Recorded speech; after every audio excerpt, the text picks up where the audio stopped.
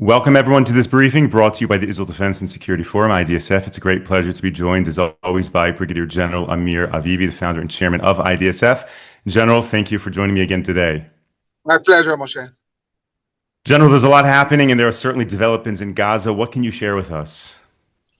So the main news we hear from Gaza is the IDF attacking those Hamas remaining strongholds in the area the IDF controls. We know that there were like 80 terrorists hiding in tunnels in Rafah. These guys, they found themselves with no water, no food. They're emerging out of the tunnels, and the IDF has killed and apprehended most of them. And we are on the verge of being in the point where in the area that IDF controls, in the 53%, it will be completely cleared of terrorists. And steadily, we are also destroying all the tunnels. This week, the government approved readiness to bring 280,000 reservists back to service. And this gives us an understanding of something we have discussed and talked a lot in the last few briefings, the understanding that only the IDF can dismantle Hamas and demilitarize the Gaza Strip.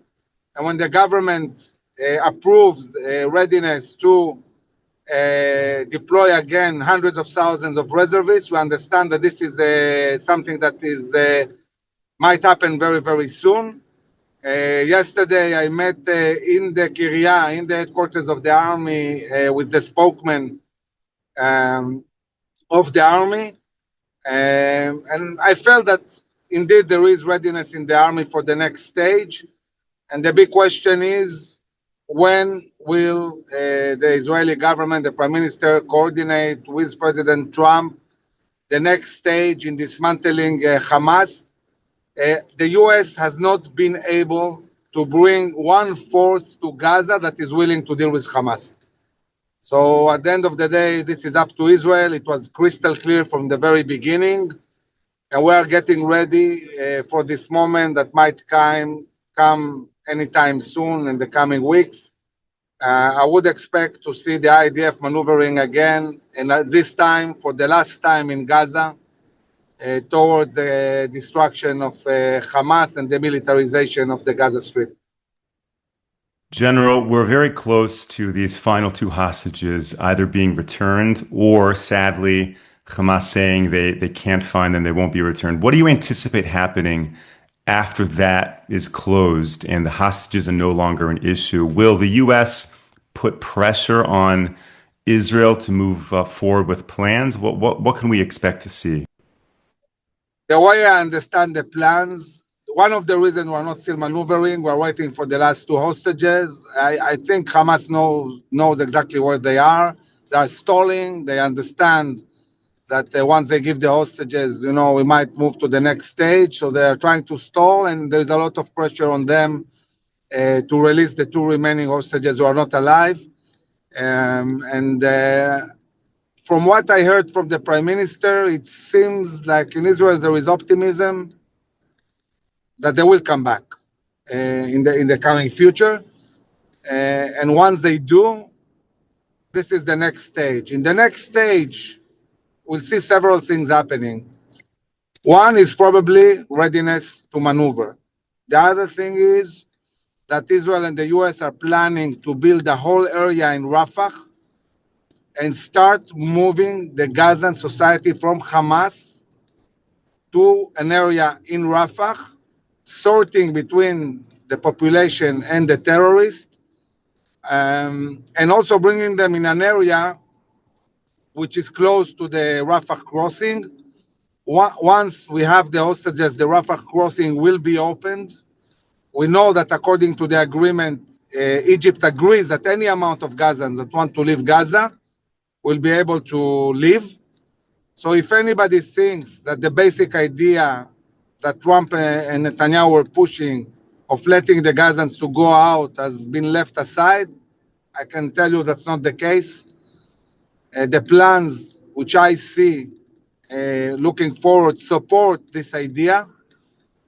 And I believe that we'll see efforts of some not real long-term reconstruction, but something that is for the meantime.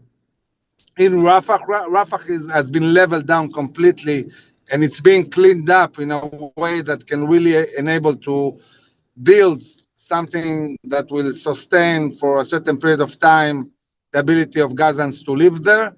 But also the Rafah crossing will be opened, and people who want to go out will go out. Nobody is forcing them, but we know the statistics. We know that many Gazans want to leave.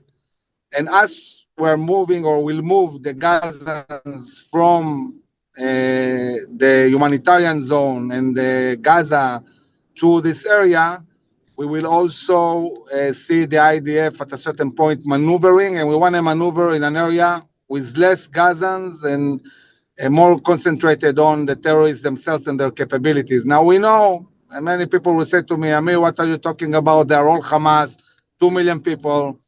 Yes, maybe that's the case, but still, I'm not looking at the ideology. They're all supportive of Hamas, or most of them. I'm talking about capabilities. I'm talking about actual terrorist weapons, capabilities. We want to move the Gazans who don't have weapons and capabilities or are not part of the terrorist force of Hamas to the area of Rafah and deal with the terrorists with minimum Gazans in the area. And this is at the moment the planning. And we're moving steadily towards this stage. Now, when the deal first began, almost the very first move that Hamas did was to attack their opposition within the Gaza society, the clans who stand to try to be the future leadership of Gaza. I'm curious to know at this point in time, what is the level of cooperation between Israel or the IDF and those clans? Are they strong? Are they stable? Do they stand a chance to be part of the next steps? So there are several clans who are not on the Hamas side, they are on the Israeli side. And we have cooperations with them. There are also clans on the Hamas side, and it's not so easy for Hamas to destroy them. These are big families. So Hamas, yes, they killed several, but they're also, trying to reach some kind of cooperation. The big problem we have is that every moment that we don't maneuver, Hamas is getting stronger and more organized. They are going into the tunnels, they are renewing them, they are bringing from the tunnels a lot of weapons and munitions they had left there. And every day that they do that, obviously will create more challenges for our soldiers and the IDF when we'll have to maneuver. So we cannot, continue with this endlessly. Hamas also wants to attack Israeli positions along the yellow line. They want to kidnap soldiers. This is very dangerous. It's a very dangerous moment. We cannot allow such a reality.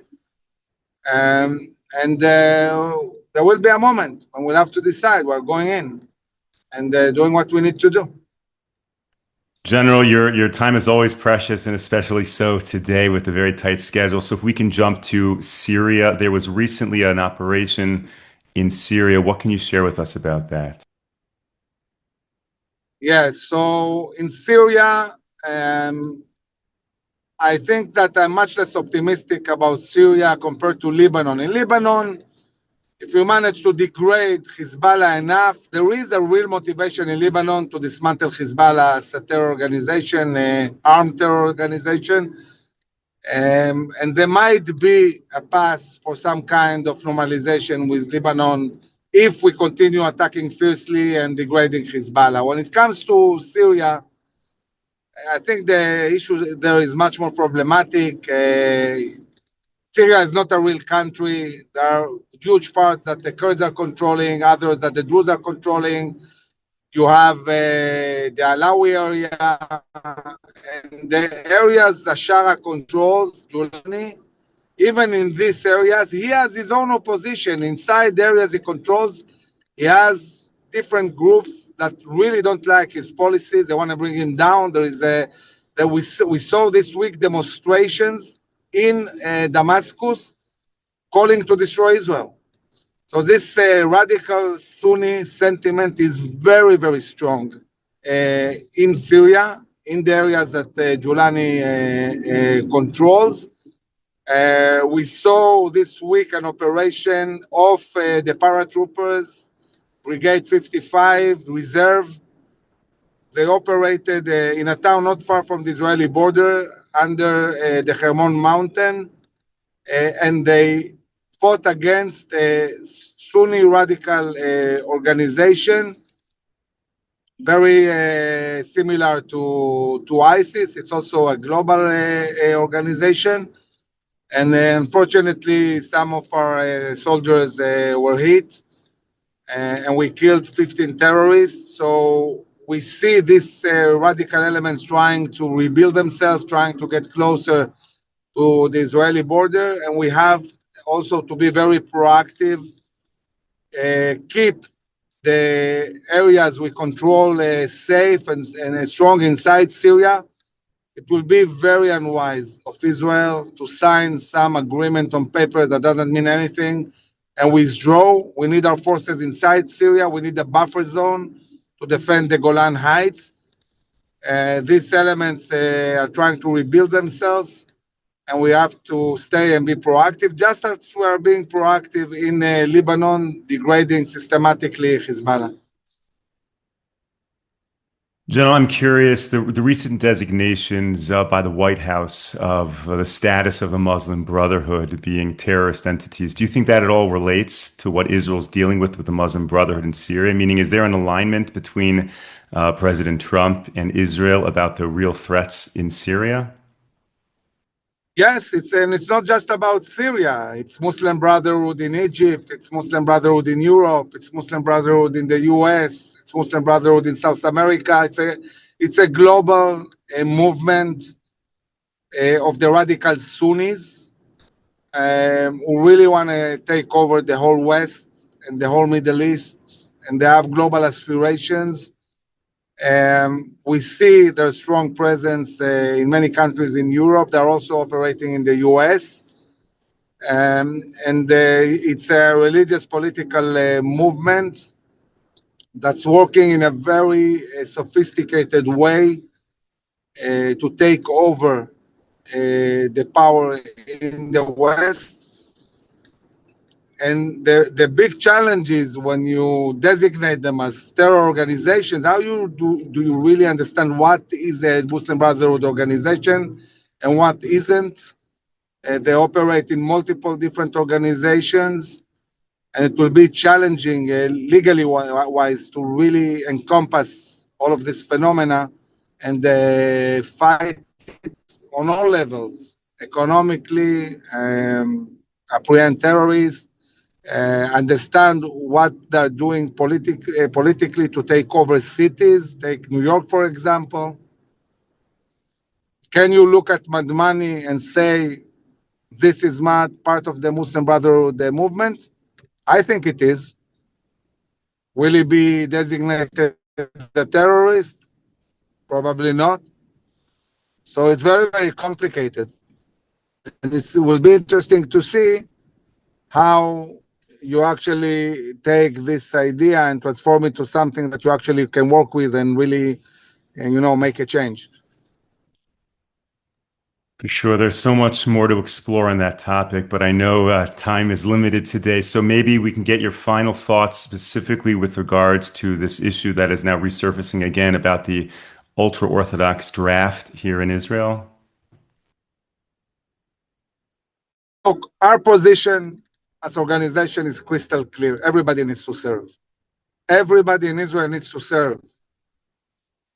And unfortunately, we see that this politics and the ability of the ultra-orthodox, because without them there is no government in this reality, to force on the government a law that really not necessarily is going to bring any draft. Now, we're not saying that we can change the ultra-Orthodox community end-to-end in a year. It's a process. But the fact that there are no personal sanctions, and we are dealing not with the person, but with the yeshivas it's something that is not natural. The government has a relationship with the citizen, not with the yeshivas. And when you want to draft someone and he's not willing to draft, you have to deal with him personally, no, not with a rabbi. And this is not happening in the law. And it might cause a lot of problems. I think that this law, at the moment, parts of the coalition cannot accept the law the way it is. They will need to refine it. I'm not saying that it's realistically immediately to get all the ultra-orthodox into the army. We have this element, let's say 30% that are studying seriously Torah. And we're not even talking about them. We're talking at the moment about those who are not studying in the yeshiva.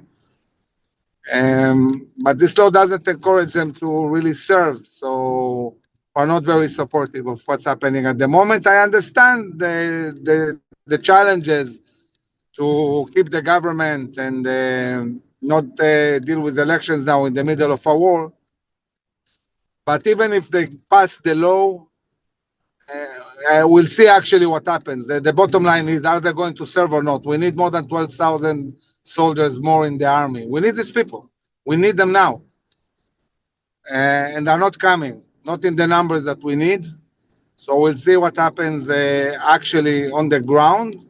And also, I think that in the next government, we'll probably have to go back to the law and change things because it's not really giving us the solutions we need. So we'll see what happens. Brigadier General Amir Avivi, thank you as always for sharing all of that and for all of your leadership. Thank you to all of our viewers. Thank you to all of our supporters for tuning into this briefing. We will be back with you tomorrow, 10 a.m. Eastern Time, 5 p.m. here in Israel. Until then, stay safe, stay strong. Take care, everyone.